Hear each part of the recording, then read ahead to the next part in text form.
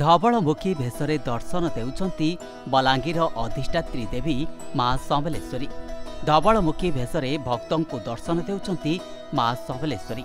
आज पवित्र महालय उपलक्षे माँ समलेश्वरी धवलमुखी भेष धारण करिसन्ति।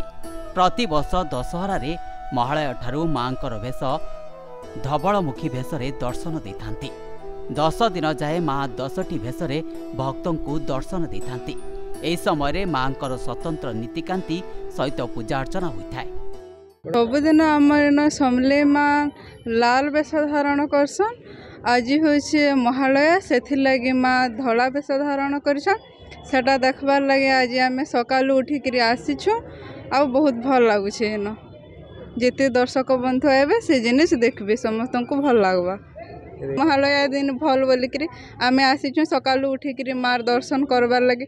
आम एते जानछु जे सबुदिन माँ लाल बेश धारण करसन आज धला बेश धारण करछन से लगे आम आसीचु देखबार लगे। आज माँकर धवलमुखी भेष अवसर सकाळ 5टारे मंगल आरती करा जायतिला। यापर भक्त मानक दर्शन पाई मंदिरर कबाट खोला जायतिला।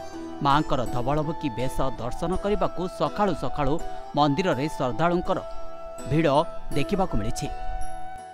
आज माँ समग्र भाव में श्वेतवर्ण देवी प्रत्येक दिन रक्तवर्ण भक्त मान दर्शन दे था। किंतु आश्विन मास कृष्ण पक्ष अमावास्या महालय देवी संपूर्ण भाव में गंगा रूप भेषरे धवलमुखी भेषरे भक्त मान दर्शन दे था।